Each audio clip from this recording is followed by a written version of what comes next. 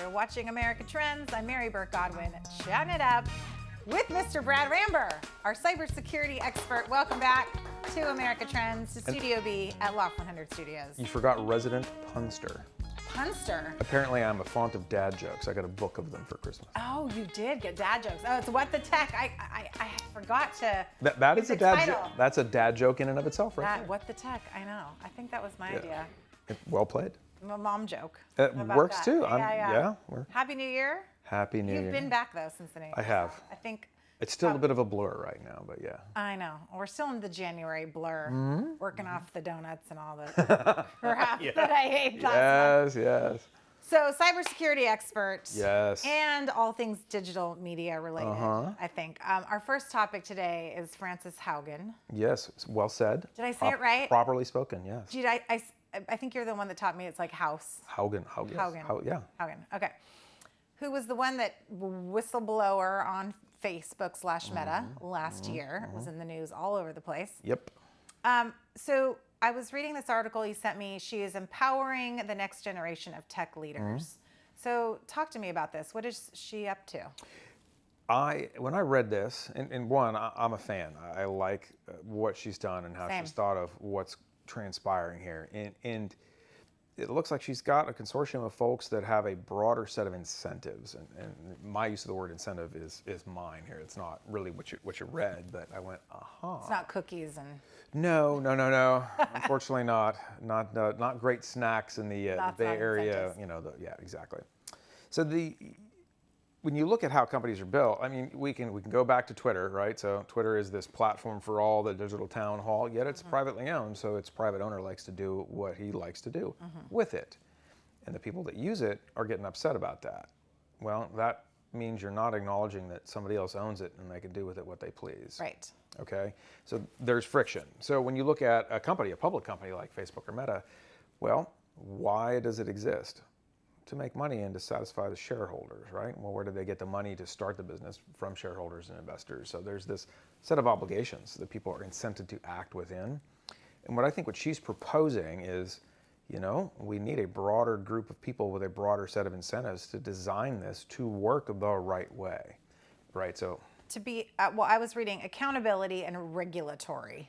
Yeah. Is ways, accountable to human beings and to the people that use the platform, because yes, they're accountable to their shareholders to make money. And we know how to measure that. That's accounting. Yes, but this, the notion that social media is damaging to young girls' self-esteem and damaging in ways we're not even clear to the extent. We don't know how to measure. We don't know how to measure yet.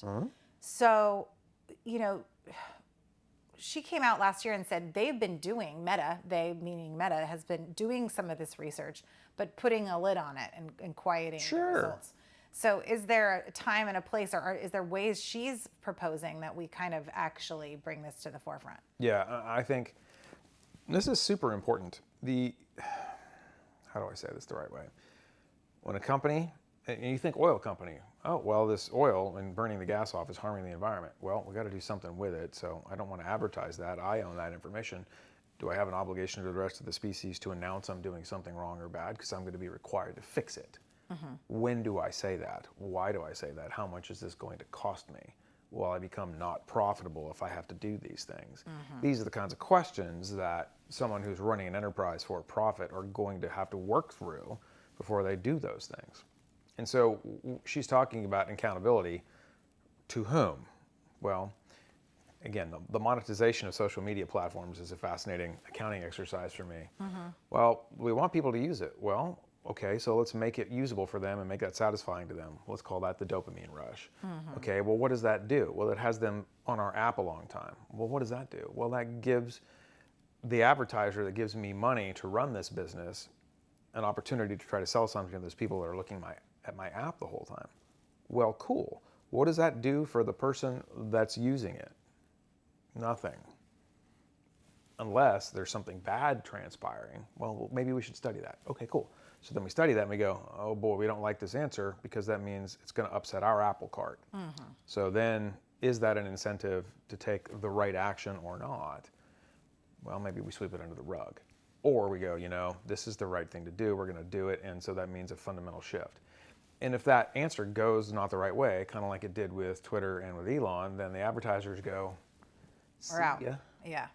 So looking at the balance of all those incentives, she raises an interesting point, which is if this thing is meaningless, if there aren't users on it, you ought to look at what's going on for the user, because while this may work for them short term, long term, it may not, and you don't have a game. So what she's actually doing is saying, if you want this thing to persist, you need to take care of this now, because there's a long tail to how it behaves and what we're going to learn about it. I mean, we're still in the putting the cell phone next to your head. Are you putting the radiation straight into your brain? I wonder that all the time. Sure. I mean, I don't have an Apple Watch for the reason because I think I don't want it on my body, but then I literally carry my phone, except for the 2 hours a day I'm here, it's in my phone. Or in my hand. Yeah, does that mean your hand's going to fall off because of the Apple Watch, or wherever you, or your purse strap might fall off? Wherever you put your phone, that's your business. A back pocket. There you go. So I don't want any parts of anybody falling off because they're cell phones, so that'd be that their ear or whatever. We don't know yet. So yeah, exactly. Do we know what to measure? Do we know why to measure it? And what are we addressing by setting those up? So I think what she's digging into, and I think is hyper powerful, is what is this doing to people's mood? What is this doing to our ability to connect to one another? What are the results of that? Because I'm seeing a lot right now that if you're not in the right mood, you might not heal fast enough, or you might not be thinking the right things that are going to take care of you in the moment. As a pilot, what they teach you is aviate, navigate, communicate. Why? Because if you're not flying the airplane, who is? Okay? If it's flying itself, it's probably going to reach the ground in an unplanned way. Okay? Navigate, well, you got to know where it is and where it is. And then once you've got those done, then you can tell other people what's going on, or you can ask for some help. So if you're not in the right mood because you've been spending too much time in social media and you have Snapchat dysmorphia or whatever's going on, are you talking to the right people about the right things, or are you busy spinning around? Yeah. I really think that they're spinning around. And that's what she's talking about, Yeah. which is, hey, we need to look at this because it's affecting a lot more people than you think. And then she's also, I mean, I was just reading this quote that she wants to teach more quantitative version where students have to pull the data out themselves and analyze it. So it's almost like maybe she's creating new platforms or new places for them to engage and learn from and learn what it could be doing to them. You know, there's something behind what she's saying, which is, the Heisenberg principle. You, by studying an experiment, you wind up changing it. You're now studying yourself. Right. So who said what to measure? Who said why that measure is or isn't meaningful? How do you feel about what that is or isn't producing? Because you don't need this to dig a ditch or to administer antibiotics or to land an airplane. Okay, so it's a practical measure. It's nothing but a mood-altering engine. Whoa, that's a really trippy way to say. I actually just copyrighted that right now. So there should be a little mood-altering engine. In the bottom. Because it could change my mood in an instant, good or bad. Another or article maybe without even me knowing it. Yeah, another thing we were working on is why disconnecting from email is actually more impactful. And I can tell you, I have made errors because I felt obliged to check my emails. I woke up in the middle of the night at 2 a.m. and I wrote something, and it was probably not smart. Not the right time. And it cost me. I can absolutely relate to this, and I know because I'll have that 3 a.m. wake up, and I'll maybe see the text that you sent me that's like some article about the craziness of the world, and I don't want to hear it at 3 a.m., and I don't want to feel that weight of that in that moment. Yeah. So out in TV land, we have a rule. I can't send Mary anything after 6 p.m. because it's not digestible. What I do is I cache them and I give them to her in the morning, and so she's having coffee and reads these. Yes. And then her hair stands on And then I panic. Then I have a panic attack. Exactly. Okay, I'm gonna go totally off course here. Okay. Like when you were talking about flying the plane, I just saw Maverick over the break. I had not seen it yet. Did you see it? Oh yeah. Did you see it? It was so good. Yeah. I grew up on Miramar, for God's sake. Oh, that's right. Well, I grew up on Top Gun and Tom Cruise.